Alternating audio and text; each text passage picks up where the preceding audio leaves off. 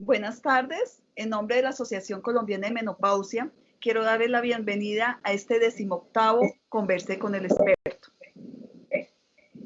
Desde el pasado 24 de marzo nos encontramos en aislamiento social obligatorio. Esta estrategia la ha tomado el Gobierno Nacional con el fin de mitigar el impacto de la pandemia del COVID-19 en nuestro país. Esto ha generado cambios en nosotros y ha llevado a que nos replanteemos nuestra forma de vida, a que valoremos las cosas que antes tal vez no eran importantes para nosotros, a que nos unamos un poco más con nuestra familia, con nuestros seres queridos, con nuestros amigos, y si no están físicamente, al menos utilicemos estas redes sociales, estos medios de comunicación que realmente son muy importantes, a que nos replanteemos nuestro papel como seres humanos con respecto a nuestro planeta, a que valoremos estas herramientas como son el teletrabajo, porque nos toca redimensionarnos, ya nunca volveremos a ser los mismos, pero también ha generado algunos sentimientos como son la ansiedad, la depresión, las alteraciones del sueño, algunas otras enfermedades, y también se ha incrementado todo lo que es la parte de la agresividad, y lamentablemente podemos ver cómo se han aumentado los índices de violencia intrafamiliar en nuestro país. Pues muy preocupados por esta situación es que quisimos invitar a la doctora Claudia Cobos Rodríguez.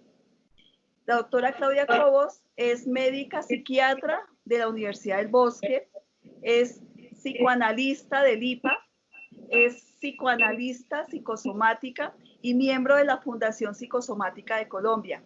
Doctora Claudia, buenas tardes y bienvenida a nuestro Converse con el Experto.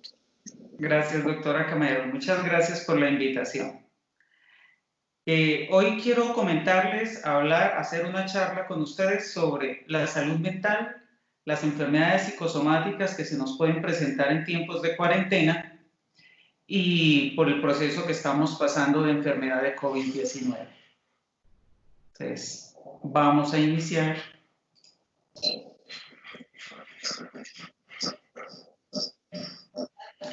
Voy a hacer un resumen pequeño. ¿Qué pasa ante la actual crisis que estamos presentando los seres humanos de pandemia por COVID-19? ¿Cuáles son las reacciones emocionales humanas ante esta crisis actual que inicialmente son desolación, miedo, desaliento? Es como una escalera que tenemos que mirar detenidamente y que lo vamos a hacer a través de la charla. Hemos visto como muchas personas presentan los síntomas sin tener la enfermedad, pero lo más triste es que muchos de ellos sí enferman, algunos de coronavirus, pero otros de otras enfermedades que están unidas a esta ansiedad que está provocando la pandemia.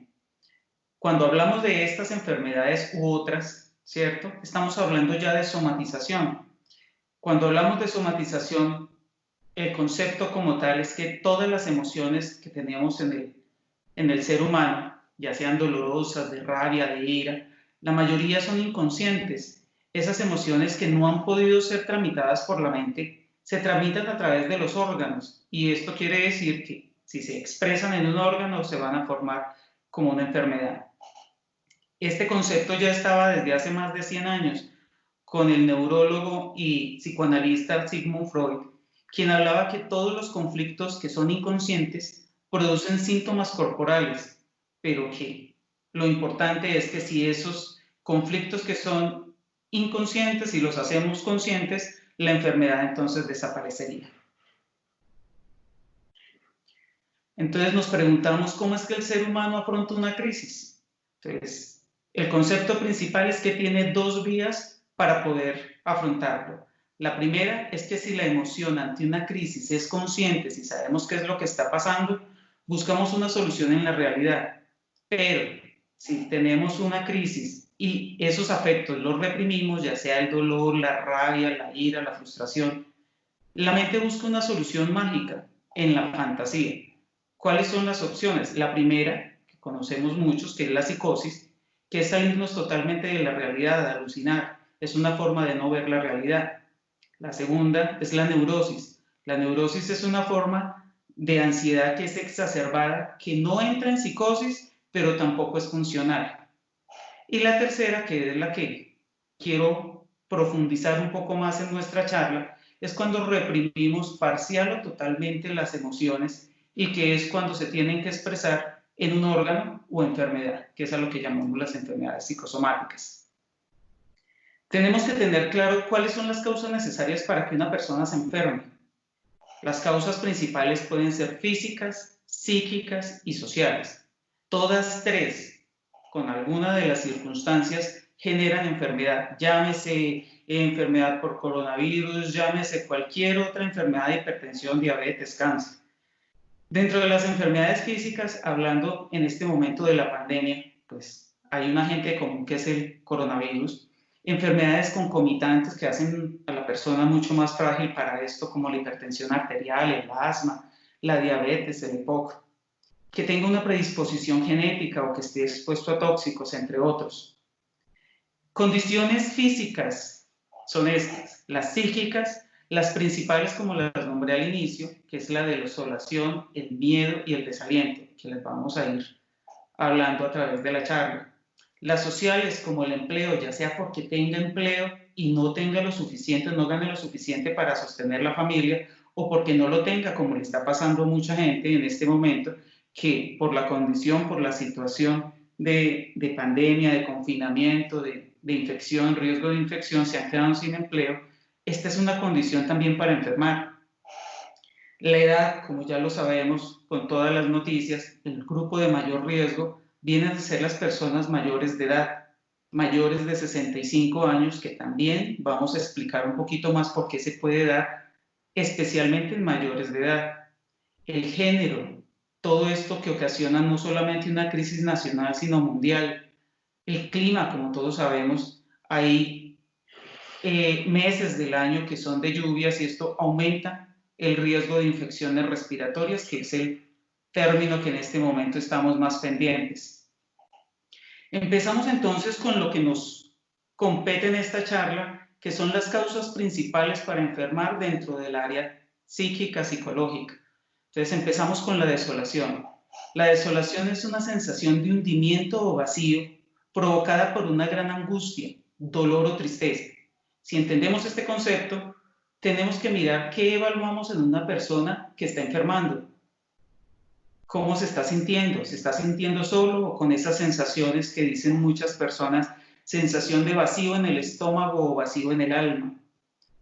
Aquellas personas que se están sintiendo alejadas de sus seres significativos, lejos de aquellos para quien ellos sienten que están viviendo o que han vivido a través de la vida.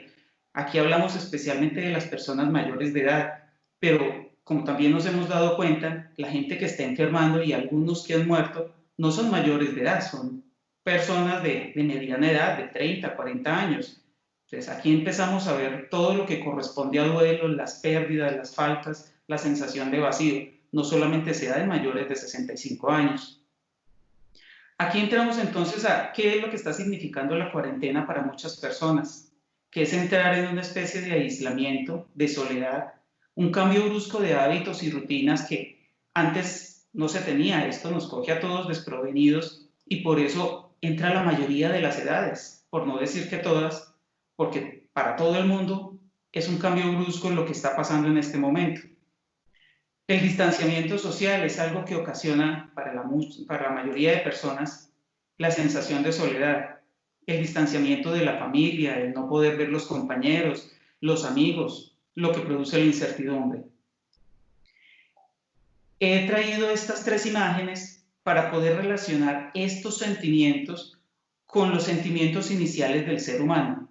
Cuando nosotros tenemos desolación o un ser humano tiene desolación, es porque, como lo acabamos de decir, es porque hay una reacción a una gran angustia, un dolor, una tristeza, que es lo que está generando, si lo hablamos en términos de pandemia, un virus que está produciendo un cambio en todo el equilibrio de la vida del ser humano, en su equilibrio físico, emocional, social, cultural, ¿cierto? ¿Cómo lo representamos en el inicio de la vida? Cuando tú sales del vientre materno, sales de un equilibrio perfecto y ahí es cuando empieza el llanto. Eso lo vemos en un niño recién nacido. El desequilibrio también puede ser en un adulto cuando tiene una pérdida, cuando hay una separación dolorosa, cuando hay un dolor, un duelo que no se puede resolver, o que cuando se empieza a resolver lo haces con el llanto, pero que cuando no lo puedes resolver a través del llanto, de las lágrimas, de la secreción nasal que produce el llanto, lo hace enfermándose, que en este caso el inicial sería el síntoma como si fuera todo lo que produce un síndrome gripal. ¿Qué produce? Un llanto que no es un llanto consciente, pero es epífora, lagrimeo, dolor de garganta y secreción nasal. ¿Cuáles son las medidas contra este síntoma? Todos van a tener las mismas condiciones para tratarlo. Atención individual, familiar, incluir el trabajo y la sociedad. ¿Qué quiere decir esto? Que cada persona tiene que ver qué está haciendo con su propia vida, qué son las personas significativas para ella, por qué están distanciadas, pero si el distanciamiento es físico, no tiene que ser físico solamente, sino lo importante es el contacto personal, el contacto emocional, ¿sí? No tiene que ser necesariamente físico. Aquí tenemos que hablar específicamente el énfasis en los grupos de riesgo. ¿Cuál es el factor principal de protección? El que estén las personas unidas, como lo decía la doctora Camero muy bien, en que estemos cercanos a nuestros seres queridos, que podamos hablarles, que podamos decirles lo importantes que son para nosotros o para el grupo familiar o para el grupo social o para el grupo laboral. El segundo síntoma, estamos hablando del miedo. Creo que este es el síntoma que reconocemos más a nivel general la población.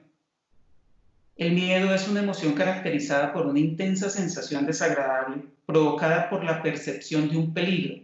Este peligro puede ser real o supuesto.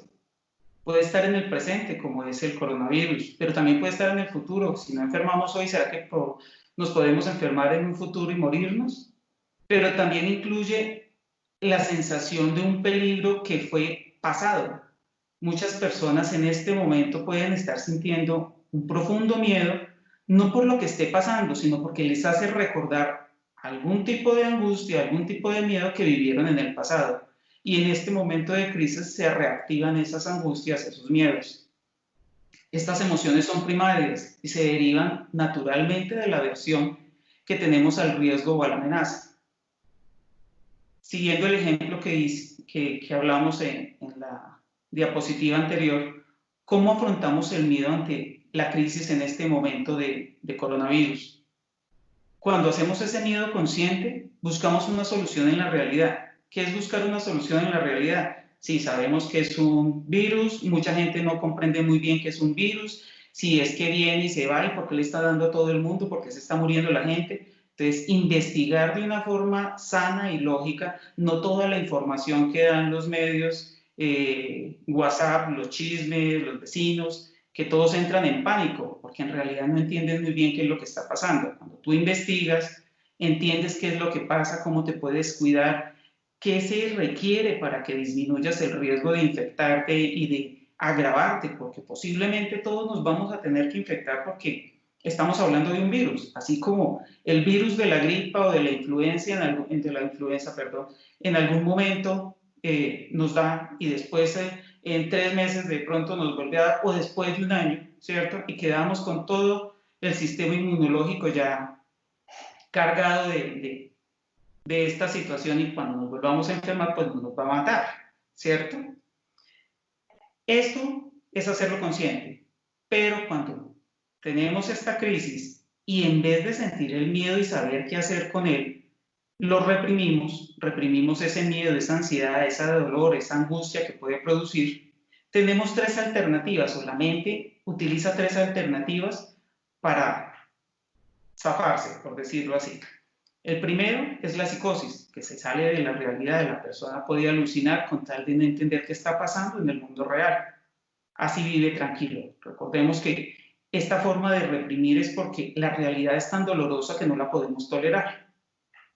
La neurosis, entonces, en este momento, lo que pasa con mucha gente que entra en ansiedad o en trastornos de pánico porque de tanta información la ansiedad se vuelve exagerada y no les permite pensar con claridad, no les permite ver soluciones dentro de esta realidad. Y la que más nos interesa, porque es la que puede llevarnos realmente a enfermar o a morir, es la represión. Cuando reprimimos el miedo, lo deformamos de una forma orgánica, como dijimos anteriormente. Cuando no se puede expresar el miedo de una forma emocional, llorar, patalear, gritar, lo hacemos a través de los órganos. Estos síntomas que sentimos, yo creería que todo el mundo los ha tenido, los reconoce, aunque no tienen claro por qué. Cuando una persona tiene miedo, empieza con taquicardia, que si eso avanza, termina en una taquiarritmia, midriasis, aumento del peristaltismo. ¿Qué es aumento del peristaltismo? Cuando el intestino se mueve tanto que aún cuando comemos, todo lo que comemos lo está botando a través de la diarrea y convirtiéndose de una forma crónica en un síndrome de intestino irritable. Otros síntomas que todos reconocemos en un momento de crisis o de miedo, que es el temblor, la taquipnea, la hipertonía muscular, la palidez, la diaforesis, entre otros. Estos que resalto son importantes porque los vamos a ver más adelante en las diapositivas para poder entender qué pasa durante la enfermedad del coronavirus. ¿Cuáles son las medidas contra el miedo? La primera, cuando nos salimos totalmente de la realidad, necesitamos apoyo de un especialista, que en este caso sería el médico psiquiatra. Pero cuando no nos salimos de la realidad, pero necesitamos deformar esa situación, que es hacerla inconsciente, necesitamos un manejo psicoanalítico, psicosomático, idealmente. ¿Por qué? Porque lo que necesitamos es ayudarle a esa persona a ser consciente eso que está escondiendo, o lo está haciendo inconsciente, que es quitar esos afectos reprimidos, ayudarlo a que los vuelva conscientes y entender cuáles son las causas de ese afecto reprimido. O sea, ayudarlo a mirar cuál es la realidad que en ese momento está viviendo cada paciente. Tengo que recordar que acá idealmente es psicoanalítico, psicosomático, pero obviamente todas las personas no van a tener un tratamiento de estos, porque hay distancia, porque no pueden trasladarse, porque no tienen los elementos, algunas personas que no tienen computadores, no tienen cómo comunicarse o no tienen los medios económicos, ¿sí? Entonces, las personas que pueden ayudar en este proceso de escuchar, de ayudarlos a ver cierta realidad para que no sea tan catastrófica, pueden ser personas cercanas que tengan poder moral ante esa persona, ya sea un hermano, el papá, la mamá, un amigo, el sacerdote. Cuando hacemos este proceso, que es hacer consciente lo que tiene inconsciente y que está produciendo tanto miedo, lo que estamos haciendo es liberar el afecto penoso por otra vía, por otras vías. La principal es la palabra. Cuando podemos expresar en palabras, no lo tenemos que mandar de alguna manera hacia el órgano. El humor, esta imagen que traigo acá, viene de un artículo que leí que es muy interesante, donde el humor nos permite liberar la tensión, no nos quita la realidad, nos dice, mire, si es algo que está produciendo miedo, que nos puede lastimar y hasta nos puede matar, pero el ponerle humor baja la angustia y podemos mirar alternativas. Es una forma de liberar el afecto que es angustiante. El llanto, que es una forma mucho más elaborada, y como en la diapositiva anterior, es preferible que lloremos con los ojos lágrimas y no a través de un órgano, ya sea el pulmón, ya sea el riñón o cualquier otro órgano. Cuando hacemos conscientes esas emociones, estamos aceptando que algo está pasando, que hay un duelo que no hemos podido resolver. Si lo logramos resolver, evitamos lo mismo, pasar de la parte emocional a la parte orgánica. Buscamos alternativas en la realidad. Si es un duelo por una pérdida, por una muerte, por una separación, tendremos que mirar qué vamos a hacer con esa situación dolorosa. Y ojalá con el apoyo que requiere esa persona. Esto significa que le vamos a cambiar el significado que tiene esa situación que es dolorosa y le vamos a dar lo que llamamos nosotros un resignificado, que obviamente va a ser muy diferente a lo que lo llevó a enfermar. Las medidas contra el miedo, en todas van a ser individual, familiar, trabajo, sociedad. Buscar alternativas que nos ayuden a mirar una realidad y a mirar qué hacemos con ella, pero para avanzar. Muchas personas en este momento de cuarentena les ha sido difícil estudiar o trabajar o hacer las actividades de casa porque dicen, ¿y para qué? ¿Para qué me levanto en este momento? Entonces, el tener y crear unas rutinas y cumplirlas. Decir, bueno, no tengo que salir, pero me tengo que levantar, me tengo que bañar, organizarme. Si no tengo que estar trabajando o no es todo el día el trabajo, ¿qué libro quisiera leer? Todo esto son rutinas, pero no son obligaciones que debas verlo como me tocó, sino qué rico levantarme porque el día está bonito, porque el día empieza.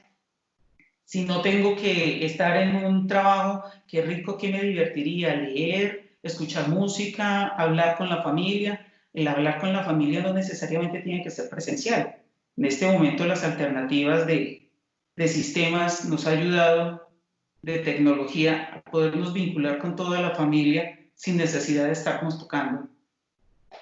Esto nos permite mirar cuáles son los miedos, y de esos miedos, cuáles son reales, cuáles son tan grandes, cuáles son realmente que no son solucionables. El contacto familiar, las alternativas. Yo sé que para muchos es muy difícil decir reinvéntense. Claro, algunas profesiones lo pueden hacer, o algunos trabajos o algunas actividades, algunas otras no. Entonces es importante que las personas evalúen de esos trabajos que tienen, qué pueden hacer. Y si no hay nada que hacer en esa área, ¿qué otras cosas hay para hacer? ¿Cierto? Aún cuando se tienen 50, 60, 70 años, siempre hay cosas que hacer. El trabajo, cuando hablamos en personas adultas mayores, es importante hacerle notar que ya tuvieron cosas que hacer, que las hicieron bien y que en este momento, aunque estén pensionados, aunque no tengan que marcar tarjetas, son importantes para el grupo familiar y que trabajan. ¿Qué es trabajo? Que están arreglando algún mueble de la casa, que la mamá ayude en algo a las cosas de la cocina, ¿cierto? Que mantienen unida a la familia. Ese es un trabajo importantísimo. Los amigos, estar conectados con los amigos a través de los medios electrónicos. Siempre en este momento es evitar a nivel grupal todos los comentarios atemorizantes, porque lo que uno siempre está escuchando y que angustian más a este grupo de personas es que pues el mundo se está acabando, de que es el apocalipsis, de que todos nos vamos a morir, entonces ya para qué, ¿cierto? Entonces la medida principal es, estamos en una situación de pandemia en donde todos nos podemos infectar, pero que en la medida que nos cuidemos disminuimos el riesgo, pero que además si llegáramos a enfermar, ¿qué tenemos que hacer para salir adelante de esta situación que puede llegar a ser mortal? Pero como también nos hemos dado cuenta, muchas personas se infectan y salen adelante y siguen la vida. Dejo este espacio pequeñito en donde lo pongo en otro color porque las estadísticas que nos han mostrado es que el gran porcentaje de las personas que se enferman, y más triste aún de las que han fallecido, son hombres. Entonces, aquí volvemos a como al tratamiento fundamental. Los hombres son más difíciles para hablar. Las mujeres tenemos una capacidad que nos protege, que es hablar, que comentamos con la amiga, que podemos exteriorizar las emociones. Los hombres, que tienen menos esa capacidad, tienen mayor riesgo de enfermar. Parte de lo que quiero hablar acá, tanto a hombres como a mujeres, es la oportunidad y la capacidad de hablar esas emociones que nos angustian y que nos pueden llegar a enfermar. El tercer síntoma que quiero comentar es el desaliento. El desaliento, también llamado decaimiento del ánimo o de la energía para continuar haciendo algo, tiene otros sinónimos como el desaliento, decaimiento, abatimiento, postración. Como hemos hablado en las diapositivas anteriores, es como estar subiendo una escalerita, ¿no? La escalerita inicial, cuando estamos hablando de la desolación, es una gripa. Y una gripa para uno dice, bueno, se puede manejar. Sigue subiendo el escalón, pero resulta que el miedo ya nos hace todos los síntomas orgánicos y empezamos con diarrea, con taquicardia, ¿cierto? Y este tercer escalón es cuando dice la gente, bueno, ya como que se adaptó, y al parecer no, ¿cierto? Porque la persona empieza a sentir que no tiene ni ganas de levantarse. ¿Qué es lo que tenemos que evaluar entonces en estas personas? O en nosotros mismos o en personas, seres queridos cercanos. Sentimientos conscientes u ocultos de que su vida ya no tiene mucho sentido, que ya completó su misión en la vida, que ya hizo lo que le tocaba y que ya no le queda nada por hacer. Yo creo que en algún momento alguno de nosotros hemos escuchado esas frases. Esas personas que dicen que ya no sienten que son útiles o que tengan pocos o ningún incentivo de continuar hacia el futuro, que no tienen proyectos o que sienten que ya no los tienen, que ya no son útiles ni para la sociedad y mucho menos para la familia, se sienten un estorbo.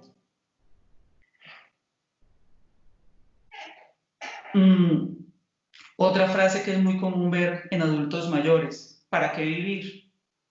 Entonces ya sienten que no tienen ánimos, energías, no se quieren levantar, no sienten ganas para seguir, y es lo que comúnmente vemos como un cansancio físico. ¿Qué pasa con esto? Aquí empezamos a ver otros síntomas que lamentablemente tienen tanto de largo como de ancho y de fondo. Otros síntomas como el insomnio. Cuando tú estás en un desaliento, las personas no se quieren levantar, pero no porque estén durmiendo, porque su cuerpo no quiere funcionar o así se siente. Pero el insomnio empieza a aparecer de una forma mucho más brusca. Las personas que no duermen o tienen una alteración para dormir, empiezan a alterar su ciclo de sueño y vigilia. ¿Qué hace esto? Que la gente inicia con problemas de irritabilidad, no solamente porque no duermen, sino porque la situación actual no les ayuda a continuar, ¿cierto? Sienten que si ya no sirven para nada, si ya como que el mundo se va a acabar, que todo esto es una catástrofe, empieza la irritabilidad, no solamente con ellos mismos, con el mundo, sino con los seres cercanos que realmente son los con los que puede realmente descargar esa emoción que es la irritabilidad. Como dije, esto tiene mucho para hablar, porque aquí ya empezamos a hablar de lo que es la violencia y lo que se está viendo, lamentablemente, la violencia intrafamiliar o la violencia también con los animales. Además de esto, el insomnio produce otras alteraciones como son la falla de memoria, la falta de atención y concentración. Toda esta situación que dicen las noticias, una saturación de información muchas veces tan catastrófica que dice ya, ¿para qué más? ¿Cierto? Producen cambios en todas las prioridades de la vida diaria. Entonces, la persona por estar pensando en que el mundo se acaba, no se da cuenta que el mundo de ellos está siguiendo. Desde cada uno sigue el mundo. Entonces, ¿qué va a hacer con su mundo? Se levanta, se organiza, ¿qué hay para hacer en el día? ¿Cómo se lo disfruta? ¿Cierto? Pero está pensando en el afuera, en que el mundo se va a acabar, pero resulta que cada uno en su mundo está vivo. ¿Qué va a hacer con esa vida que tiene en este momento? ¿Y cómo hace para cuidarla, no? Entonces ahí es cuando nos olvidamos realmente de las pequeñas cosas, que es el levantarse, organizarse, compartir con la familia que está cercana. ¿Cuáles son las medidas contra el desaliento? Esta frase creo que la repito mucho porque me gusta. El que tiene un por qué vivir encuentra un cómo. Entonces, entrarías en ayudarle a esas personas que dicen ya no sirvo para nada, ya para qué vivir. ¿Cuál será ese por qué vivir? Ayudarlo a entender, alentarlo, enseñarle cuál sería la meta futura. Y aquí no estamos hablando de que si tiene 80 años no tiene meta para seguir. Claro que sí, hace parte fundamental de una familia. Es importante solamente su presencia, pero además de la presencia, ayudar, amor, ayuda a alentar a los nietos, ¿cierto? ¿Cuál es el significado de ese sufrimiento? Estamos sufriendo, pero porque estamos esperando a que salga toda esta crisis y poder volver a estar en familia. ¿Cuál es el de cada uno? Es importante lo que hemos repetido durante toda la charla. Hay que ayudarlos a que lloren por los ojos, no por el pulmón en este caso. Porque cuando estamos en ese desaliento, por el medio en donde realmente nos vamos a desenfocar, será por el pulmón. Todo esto que estamos haciendo con estas personas cercanas o con nosotros mismos es ayudar a que ellos vuelvan a tener ganas para hacer cosas, para tener ganas de vivir, para tener ganas de crecer, de lo que quieran hacer en la vida, darles esperanza, que es en conclusión. Las medidas contra el desaliento, como las hemos hablado en los anteriores, son todas iguales, aunque varíen para grupos de edades. Aún los que tienen 20, 30 años y están empezando su ciclo de vida, los de 30 que están empezando familia, o los de 80 que están a veces en plan de cuidar nietos, todos hacen parte de un grupo que es amado dentro de una familia y especialmente dentro de una sociedad. Voy a nombrar acá un autor que sé que lo han nombrado en varias conferencias y que es muy oportuno en este momento, que es el autor Viktor Frankl. Este hombre fue un neurólogo, psiquiatra, filósofo, que estuvo y salió vivo de los campos de concentración nazi. Ese libro nos muestra cómo hizo él, qué tuvo que ver y adaptar en su alma para poder pasar una serie de penurias, dentro de esas el estar confinado, el estar encerrado, el perder la libertad. Entonces, dos cosas importantes que yo quisiera dejarles de él, que el libro se llama El hombre en busca de sentido. Ese sentido es, ¿cuál es el sentido de la vida? ¿Por qué está vivo y por qué quisiera seguir viviendo? El principal, que yo lo logro interpretar desde mi punto de vista, sé que hay muchos puntos de vista para leer este libro. El mío es el principal, son los vínculos. Cuando tú tienes un sentido, una persona, un grupo de seres con los cuales estás compartiendo, con los cuales amas, con los cuales tienes un vínculo especial, ese es un motor, ese es el sentido de seguir viviendo.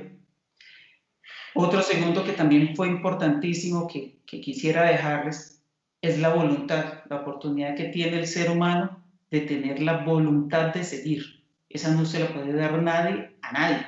Esa es personal. Si tú tienes la voluntad de seguir, esa no te la puede quitar nadie. De hacerlo mejor cada día para que realmente puedas llegar hacia donde quieres llegar. ¿Cuál es la meta a la que quieres llegar?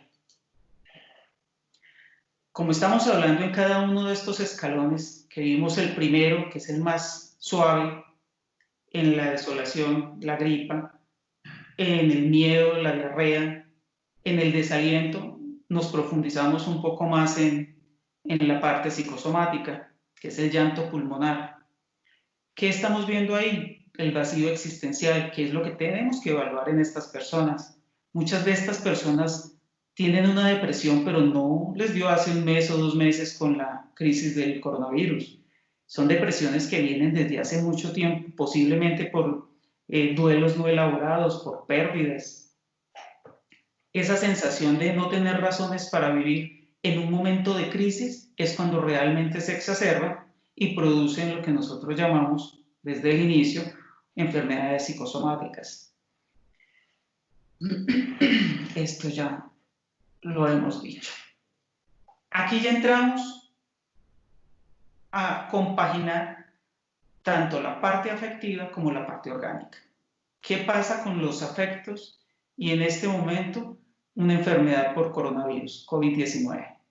Entonces, como hemos venido hablando y desmenuzando cada pedacito, cuando estamos hablando de los síntomas de desolación, empezamos a ver un síndrome gripal.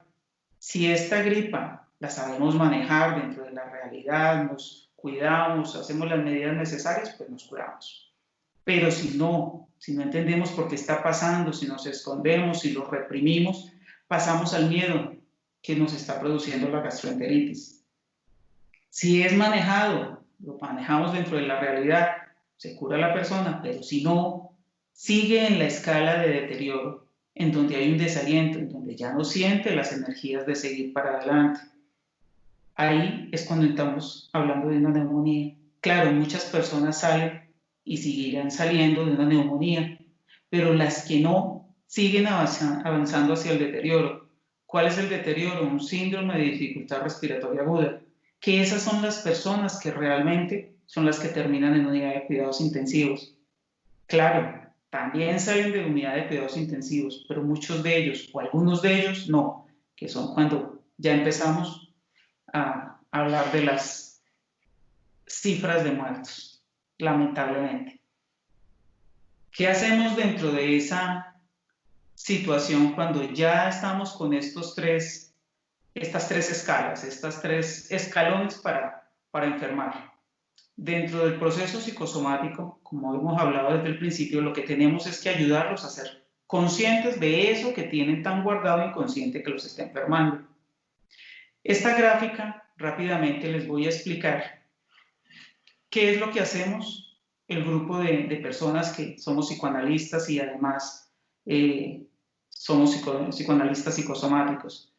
Cuando estamos en un proceso de gripa, lo que tenemos que sacar del inconsciente al consciente está, digamos que más pronto, muy superficial.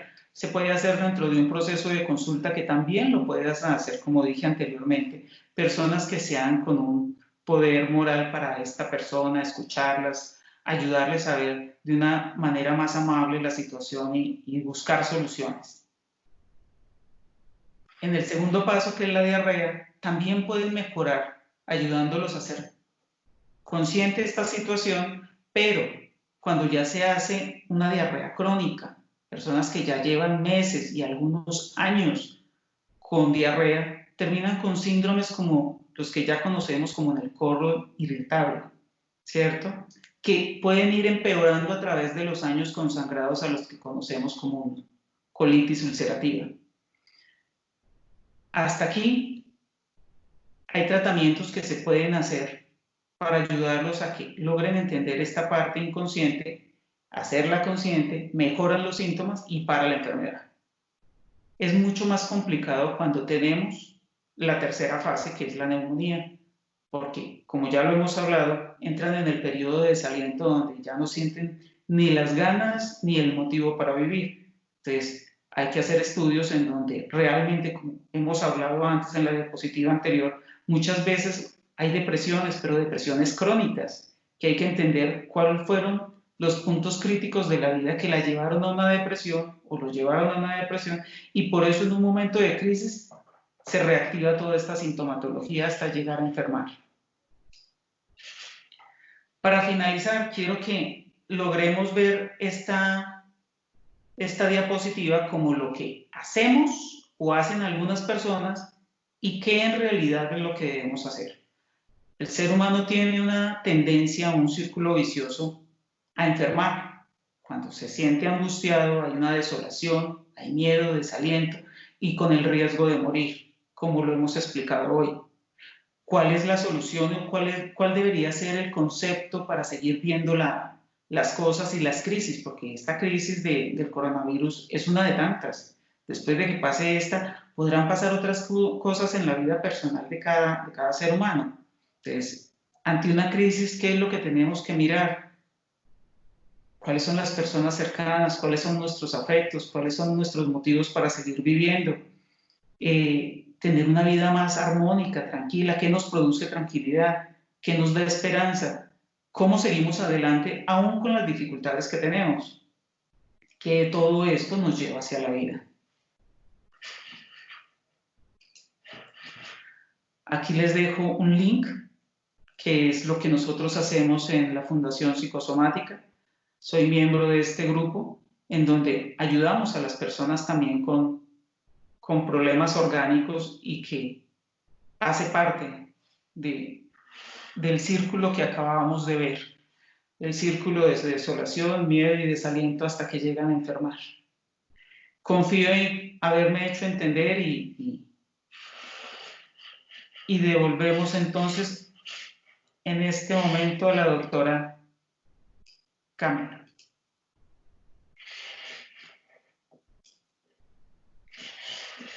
Doctora Claudia, gracias por tan clara conferencia. Realmente nos pones a pensar.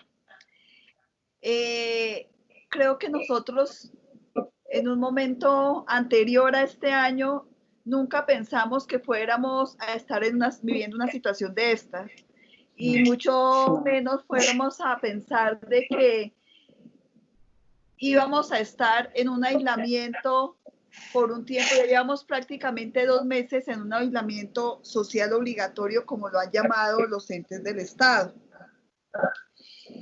Y de lo que usted ha dicho, las personas nos refieren a nosotros ese sentimiento de vulnerabilidad, ese temor que hay a que, ¿será que yo voy a estar afectada por esta enfermedad? ¿Será que le va a pasar a mis papás, a mis hijos? ¿Será que si yo salgo y me encuentro con una persona me puedo contagiar? Entonces nos hace mucho más vulnerables. Sumado aún más a que llegamos y prendemos el televisor y vemos en todos los noticieros que el noticiero se ha convertido en un recordatorio que estamos en la pandemia del COVID-19 y son noticieros que duran hora y media en la mañana, en la tarde, en la noche, y no solo fuera de la información de los noticieros, sino que vamos a las redes sociales y nos está llegando información permanente con respecto también a lo del COVID-19 y que nos hace sentir más vulnerables. ¿Qué recomendaciones nos puede dar con respecto a esa excesiva información que nos está llegando día a día y que a nosotros como profesionales de la salud también nos genera mucha angustia, pero sabemos que debemos estar informados, pero mucho más a la persona del común que nos está aquí viendo, a nuestros seres queridos que están al lado nuestro y que son los que están escuchando esa información día a día? Sí, estoy de acuerdo con que los medios de comunicación están dando una información tan excesiva que muchas veces es catastrófica, ¿cierto? Los medios de comunicación, todas las páginas, los sitios con los que se conectan ahora los jóvenes, ¿cierto? Donde dan una información que muchas veces es totalmente negativa y pesimista. Estamos hablando de algo, como lo dije en la charla, nosotros no nos podemos esconder de una realidad. No es decirle a la persona o a las personas queridas, esto no es cierto, no pasa nada, no le va a pasar nada, o mejor no escuche nada para que no se angustie. Aquí se trata de que hay que estar en la realidad de que sí está pasando algo. ¿Qué es ese algo? Hay un virus que ni siquiera se puede ver, ¿cierto? Pero que sí ha hecho daño y ha matado gente, ¿cierto? Pero ¿cuáles son las causas principales para que se enfermen? ¿Qué riesgos tiene cada persona? El llenarse de información negativa lo único que hace es aumentar un síntoma que hemos hablado como el miedo. Ese miedo nos hace una cascada de emociones y de síntomas que termina uno sintiendo los síntomas sin tener la enfermedad, ¿cierto? Entonces, ¿qué es lo que uno le recomienda especialmente a la gente no médica? ¿Sí? Porque los médicos en áreas de salud decimos, bueno, esto es un virus, tenemos que manejarlo de determinada manera, todos los elementos de protección personal sí están trabajando, pero afuera, ¿qué es lo que está haciendo la gente? ¿Cierto? No es decir, aquí no pasa nada porque es casi que entrar en psicosis, no, hacemos de cuenta que esto no es cierto. Pero tampoco es llenarnos de una información catastrófica que lo que hace es aumentar una ansiedad. Hay que estar informados, claro, las noticias, las que son veraces, que las informa el secretario de salud, las informa el presidente o de alguna manera la alcaldesa, ¿cierto? Nos tienen que estar dando una información que puede ser más veraz, pero si estás mirando noticias en la mañana, en la tarde, en la noche, en la madrugada, tu mente está todo el tiempo en alerta, angustiado, ansioso y haciendo una cascada de síntomas que al final te enfermas. Entonces no tiene ningún sentido beneficioso el estar con 1000 informaciones catastróficas y negativas y estarlas pasándoselas a todo el mundo. Hay que estar informado y saber que sí existe y cómo te debes cuidar. Ayudarle a los familiares que entiendan eso para que se protejan con las cosas básicas, que es el tapabocas, el aislamiento social. Pero el aislamiento social no significa el aislamiento emocional, que creería que es lo que más enferma. Cuando todo el mundo deja solo a personas adultas mayores o a personas que pueden estar viajando, están solas, ¿sí? Y terminan enfermando, pero de otras circunstancias a causa de una angustia y una soledad. Muchas gracias. ¿Qué pautas nos puedes dar a nosotros para que mejoremos nuestra salud mental, sobre todo en este momento que estamos en confinamiento? Nosotros vemos cómo se cambian las rutinas y tú nos hacías ahí, nos enunciabas que hay personas que no se bañan, que dicen, ¿yo qué hago? ¿Ya para qué vivo? No tengo una razón de ser. Entonces, ¿qué pautas de higiene mental tú nos puedes dar para mejorar estos sentimientos o esta vulnerabilidad que estamos sintiendo en esta etapa? Muy importante. Yo hice un énfasis pequeño en que todos debemos seguir rutinas, porque todos estamos en rutinas desde los más pequeños hasta los más adultos o adultos mayores. Los niños que tienen que tener todavía clase, colegio, virtual, ellos siguen entre comillas una rutina, ¿cierto? Saben que con todo y pereza para la mayoría de ellos, dice, bueno, a las 7 o a las 9 les dejan tarea y se comunican los profesores. Pero aquellas personas que de pronto se han quedado sin trabajo, también tienen que seguir teniendo rutinas. Las personas adultas mayores que dicen, bueno, ¿y para qué si me voy a enfermar no puedo salir ni al parque? También tienen que tener rutinas. ¿Qué son rutinas? No tienen que ser algo de castigo o algo que sea agobiante para ellos, sino una rutina de levantarse, de una organización personal, del aseo, de saber que si no tiene algo urgente que hacer, porque no está trabajando, porque ya los que tienen trabajo por teletrabajo, porque algunos sí tienen que ir a sus puestos de trabajo, pues no les ha variado en gran medida sus hábitos, pero los que no tienen que seguir organizándose, leer un buen libro, ojalá, como dije en alguna de las diapositivas, no estar todo el tiempo en un momento de noticias que sean catastróficas. Parte de lo que es importante para la mente es desconectarse un poquito de lo angustiante y lo doloroso para entrar en algo que sea más apacible, la música o hasta el chiste. Muchos les gusta ver videos que sean más graciosos, por eso mucha gente, especialmente adulta mayor, se mete en ver lo que pasa con los animalitos, los gatos y cosas en la casa. ¿Por qué? Porque relaja un poquito algo de lo que sí se está viendo en la realidad. Pero la realidad, como la vemos, a pesar de que es dura, de ver que aumentan los contagiados o que pueden haber muertos, ¿cierto? La realidad es que si te estás cuidando, estás haciendo las cosas necesarias para mejorar y proteger a la familia, el riesgo es mínimo. Aún cuando, lo dije también en otra diapositiva, el riesgo es que todos nos infectemos, ¿cierto? Porque es un virus. Pero lo importante es que sepamos cómo lo podemos manejar dentro de la realidad para no enfermar. ¿Sí? No enfermar de una manera grave, porque así como muchos se contagian del virus desde una gripe y ni siquiera se dieron cuenta que lo tienen y por eso son asintomáticos. Esas son las diferencias de por qué unos terminan en una neumonía y en UCI y otros ni se dieron cuenta que se infectaron. Entonces, seguir rutinas es importante, seguir actividades lúdicas, importante, seguir cosas que le produzcan placer, la lectura, la música, importante. Ya. A mí me preocupa mucho el papel de la mamá en este momento, la señora que está en su casa, que está con teletrabajo, pero que además están sus hijos que están en el colegio también en clases virtuales, además que tiene que estar pendiente del almuerzo, además el esposo también puede estar en teletrabajo.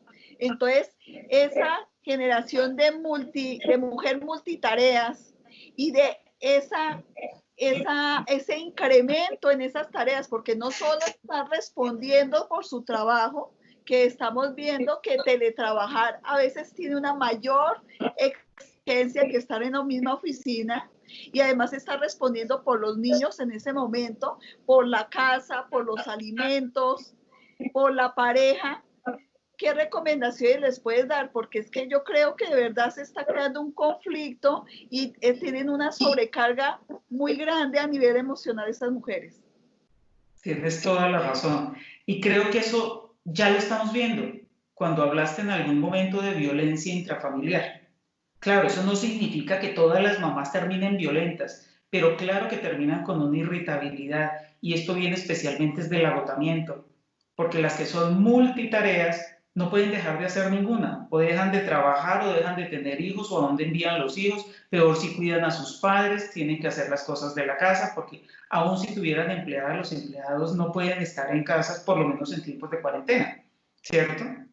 ¿Cuál es la recomendación principal? Porque sí estamos viendo ya los efectos de esa multitarea, del agotamiento que produce el que, como bien lo dijiste, el teletrabajo, para muchas personas, yo creería que para la mayoría, se convirtió en el doble de trabajo, porque tú tienes que estar pendiente de tu trabajo y hacerlo casi que al doble mejor, porque estás en función del computador, pero además tienes que hacer el resto de funciones porque estás en el lugar, ¿sí? Tú no puedes desentenderte si algún hijo dice necesito esto en la tarea, no puedes desentenderte porque hay que hacer almuerzo, no puedes desentenderte porque la ropa se tiene que lavar y planchar y demás. Estas cosas, si las mujeres están un poquito más conscientes, ¿qué es más consciente? Darse cuenta de que sí, estoy agotada, estoy cansada, o mejoramos algo, o ayudamos con la pareja que esté, si tiene pareja, ¿cierto? ¿Cómo se nivelan las cargas? ¿Por qué? Porque ahí ya no puede ser la mamá para todo. Ahí tiene que mirar cómo se nivelan las cargas, ya sea con los hijos mayorcitos, o con la pareja, o con quienes están en la casa, ¿cierto? Porque la mamá para todo termina agotada, termina en una frustración que al final vemos es en una irritabilidad y agresividad. Y esto no solamente pasa con las mujeres, también con los hombres, porque estar todo el tiempo en la casa, cuando posiblemente lo que ha hecho es estar en trabajo todo el día, se va a las 6 de la mañana y llega a las 7 de la noche, pero estar 24 horas en la casa, viendo el día a día, muchos hombres se irritan y terminan en violencia, ¿cierto? Y más en violencia de pareja. ¿Por qué? Porque es que no están acostumbrados a estar todo el día viéndose o hablando o mirando cómo es un día a día en una casa. Estos son los cambios de hábitos tan bruscos que generan a la final irritabilidad, insomnio, agresividad, pérdida de la tolerancia, que así quieran sus hijos terminan diciendo yo ya no soy ni la profesora, ni estoy trabajando bien, ni estoy cocinando bien, y yo lo que quiero es dormir, ¿cierto? Entonces empiezan otra etapa que es mucho más angustiante y que es lo que ya estamos viendo. Entonces, ¿qué es lo que se les recomienda a estas mujeres? Dense cuenta que están agotadas, ¿sí? Si reconocen y aceptan que están agotadas, que no pueden ser perfectas un 100 en el trabajo, un 100 como mamás, un 100 como esposas y un 100 como la señora que arregla la casa, va a decir, bueno, entonces démosle ciertas prioridades en el día a cada una de esas actividades porque no las puede soltar, ¿cierto? Pero además de ese un tiempo para ella. ¿Qué es un tiempo para ella? Si está el esposo querido, me voy a meter a mi cuarto, voy a escuchar música, voy a meterme a la tina, o quiero hablar con mis amigas en un espacio cerrado, tener un espacio para ella, o un espacio en donde diga, mire, me voy a leer un libro y ojalá que me lo permita, ¿cierto? Que pueda estar sola, que pueda estar tranquila. Eso no significa que no quiere al esposo, ni que no quiere a los hijos, ni que no quiere estar con la casa organizada. Necesita un espacio para ella, que en este momento muchas lo han perdido, ¿cierto? Porque cuando tú estás en el trabajo, pues estás trabajando y sabes que la casa no se va a caer, que los hijos están estudiando y están protegidos. Pero cuando estás con todos los frentes, tú ahí terminas colapsando. Entonces necesitas darte cuenta que sí estás agotada y que necesitas un espacio. ¿Cuál es el que más disfrutas? Ya sea la lectura, ya sea la música, ya sea conversar con las amigas. ¿Qué es lo que le gusta? Pero el primer paso es aceptar que no puede hacerlo todo al 100% y que necesita un espacio para tener tranquilidad. Y eso también va para los hombres, porque muchos hombres también han tenido cambios tan bruscos del hábito de trabajo o de sus salidas, que son los que más irritan en casa. Entonces terminan generando la violencia con la pareja, la violencia con los hijos y ninguno se quiere ver. Entonces, aceptación de que ya, de que estoy llegando al límite de todo lo que estoy haciendo, distribución de tareas entre todos, de acuerdo a su capacidad, y dejarnos un espacio para nosotros. Sí, creo que estas reflexiones son realmente muy importantes. Me llamó mucho la atención el para qué vivir, esa frase que utilizaste. Y eso nos pasa a muchas personas y sobre todo, ya que esto es un espacio que está dirigido más que todo a las mujeres perimenopáusicas o en la posmenopausia, y es cuando yo llego en esta etapa, tengo un desequilibrio a nivel hormonal, tengo unos síntomas que están afectando entre el 70% o más mi calidad de vida. Además, me pensiono, se me van los hijos de la casa, entonces el síndrome del nido vacío, o la pareja llega y consigue otra persona o viene a la casa a exigir unas cosas cuando ni siquiera antes estaba presente en la casa y le cambian. Y las mujeres llegan a un momento en que se preguntan, ¿para qué vivir? ¿O qué quiero hacer? ¿O qué debo hacer? ¿O no se encuentran ellas mismas? ¿Tú qué les recomendarías a estas mujeres?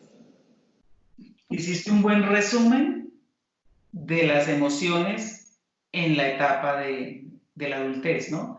Y no adultez mayor, estamos hablando del adulto joven, porque estamos hablando entre los 30, los 50, 55 años, ¿cierto?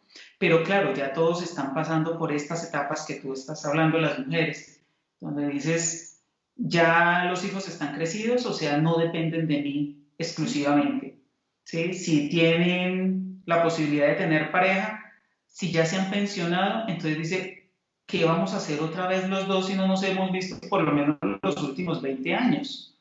¿Cierto? No se han visto en esa cotidianidad. Entonces empiezan los choques. Cuando tú dices el por qué vivir, ¿cuál es el por qué? Ahí nos toca reorganizar nuestras prioridades, porque desde que nosotros nos crecemos, ¿sí? Estamos con diferentes prioridades. Cuando tú estás estudiando, dice, mi prioridad es terminar el bachillerato, mi prioridad es terminar la universidad. Después de que estás trabajando, mi prioridad es tener casa, carro, beca, casarme, tener hijos. Cuando ya pasas esa prioridad que estamos hablando en esa etapa, tú ya tuviste los hijos, estuviste casada o sigues casada, ya hiciste tu trabajo y estás pensionada, ¿sí? ¿Cuáles son las prioridades en esta etapa de tu vida? Esa es la etapa en la que dices, paremos un momentico, ya no estoy en plan de crianza, ya posiblemente si me quiero volver a casar o si estoy con el marido, ¿cuál es la función en este momento? ¿Cuál es el rol de los dos? ¿Cierto? Ya no estamos en pro de conseguir casa, carro, porque ya están. Los hijos ya se fueron, ya están organizados o ya están adultos que pues no necesitan que les cambie pañal ni nada de eso, ya se saben defender solos. Entonces, volver a ver las prioridades que hay en esta etapa de la vida es lo más difícil, ¿cierto? Porque ahí se encuentra el por qué se está viviendo en esta etapa de la vida. Como en las anteriores, cada uno tenía su etapa y su por qué vivir, ¿cierto? En esta etapa, ¿cuál sería? La principal es la propia, ¿cierto? Si ya hice todas estas tareas, ¿qué es lo que yo quiero? ¿Sí? ¿Qué de pronto de lo que quería hacer antes y no pude porque estaba en esta carrera de criar hijos, de trabajar, de sacar la casa, la hipoteca, de demás cosas, ¿cierto? ¿Qué de pronto en este momento quiero? Y de pronto ya me lo puedo gozar porque tengo el permiso, ya no tengo tanta responsabilidad. Ese es el porqué, ¿cierto? Si tiene pareja y está bien con su pareja, qué rico. ¿Qué hacemos ahora otra vez en plan de novios? Después de 20 años y con 50 años o 60 años, ¿qué hacemos en este momento de la vida? ¿Ya no nos vimos después de 20 años para seguir? ¿Nos damos un adiós para no seguirnos maltratando? ¿O resignificamos nuevamente la relación y decimos, bueno, ya estamos solos, plan novios, ¿qué vamos a hacer los dos? Ese es un proyecto de vida, ¿cierto? En esta etapa de la vida. Los hijos ya no están, pero no dejan de ser hijos, pero ya están en otro nivel, ¿cierto? Entonces ya no hay esa preocupación porque los hijos hacen o no hacen, ya lo que se hizo, se hizo. Ellos ya es el camino que tienen que seguir. De resignificar cuáles son las prioridades en esta etapa de la vida es fundamental. Porque si te quedas pensando en que ya crié hijos, entonces se me acabó la vida. ¿De qué se criaron? Si tú viniste al mundo solamente a criar los hijos, pues fueron los hijos, entonces ¿qué te queda? ¿Morirte o qué? ¿Cierto? Entonces, cuando resignificas qué es lo que es en esta etapa de la vida, tus prioridades, tú dices, ah, bueno, ya tengo por qué vivir porque quiero hacer, no sé, estudiar tal cosa, viajar a tal lugar, leerme toda la lista de libros que no he podido leerme porque he tenido que trabajar y pagar cuentas y criar chicos y ayudarles a crecer, ¿cierto? Entonces, volver a resignificar y darle la prioridad a qué cosas en este ciclo de vida son las que tú quieres seguir. ¿Qué es lo importante para nosotros en este ¿Qué momento? es lo importante en este momento de la vida, del ciclo que estás viviendo? ¿Sí? Cuando se llegue a los 80 o a los 90, tendremos que reevaluar si estamos con pareja, si ya no podemos viajar porque la cadera, cosas de ese estilo que uno dice, ya es otro ciclo. ¿Qué vamos a hacer en ese ciclo? Porque tampoco es para morirse. A los 80, 85 uno dice, bueno, qué rico, ¿con quién estamos acompañados? ¿Qué vínculos se hicieron que nos tienen también protegidos? ¿Cierto? En cada ciclo tenemos que encontrar cuál es la prioridad para nosotros en primer lugar, ¿cierto? Creo que una de las cosas que en este momento de confinamiento influye mucho es la falta de tolerancia. ¿Qué podemos hacer para mejorar esa tolerancia, Claudia? Yo creería que parte de la falta de tolerancia es porque como no están acostumbrados a estar todo el tiempo juntos, ¿cierto? Entonces es entender que primero estamos en un momento que es temporal, o sea, no vamos a estar en confinamiento toda la vida, ¿cierto? Que es importante tener la sabiduría de callar. ¿Qué es callar? Cuando tú dices, tengo tanta rabia que quisiera decirle tal cosa, pero lo primero es, calmémonos porque es que esto va a pasar. Cuando tú lanzas una palabra mal dicha, es como lanzar una flecha. Tú, después de que lanzas una flecha, tú no la puedes devolver, ¿cierto? Entonces una palabra mal dicha y le llega a la otra persona, a otro lugar, es una frase, una palabra dolorosa que ya llegó. Después de que pase todo esto, ¿tú cómo vas a decir discúlpame? ¿Cierto?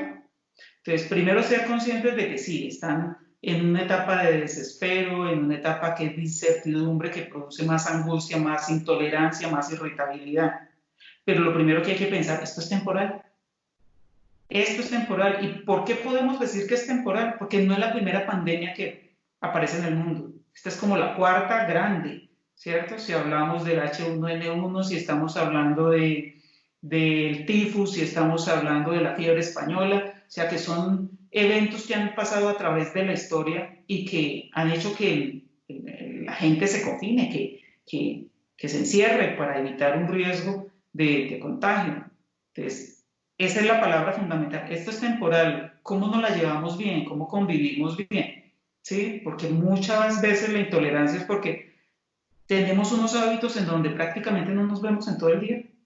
Ni con la pareja, ni con los hijos, ni con quienes vivamos en la casa. En este momento 24/7, para muchos se les ha hecho realmente una pesadilla. Y no necesariamente porque no quieran a sus seres que están ahí en casa, sino porque es empezar a tolerar los diferentes temperamentos que tiene cada ser dentro de ese grupo familiar y las necesidades. Entonces, pensar que primero es temporal, que la situación que está pasando en este momento debe tener un fin. Cuando digo debe tener un fin es porque si estamos hablando de pandemia por coronavirus, el ciclo de ese virus va a tener que pasar. Claro, va a ser demorado, pero va a pasar, ¿cierto? Y la familia ojalá siga quedando cuando pase el virus. Entonces, la falta de tolerancia, señora, No, sigue, tranquila. perdona, que la falta de tolerancia realmente es porque estamos en un cambio de hábito y de rutina que mucha gente no, nadie en esta generación, nadie estaba preparado para esto. Entonces, nos coge a todos de sorpresa. Creo que hemos aprendido mucho en este rato que te hemos escuchado y que hemos dialogado, Claudia. Quiero agradecerte en nombre de la Sociedad Colombiana de Menopausia por todas estas enseñanzas. Creo que para las personas que estuvimos escuchándote, hemos aprendido, tenemos muchas tareas para hacer, para reorientar nuestra vida, para delegar, para cuidarnos más, para motivarnos. Y espero que en otra ocasión también nos puedas acompañar. Muchas gracias, de verdad. Claro que sí, gracias por la invitación, doctora. Quedo agradecida. Bueno, no podemos olvidar que llevamos 26 años como asociación trabajando por la salud de la mujer madura colombiana y que si nos cuidamos a nosotros, cuidamos a nuestra familia, cuidamos a los que nos rodean. Una feliz tarde para todos. Muchas gracias.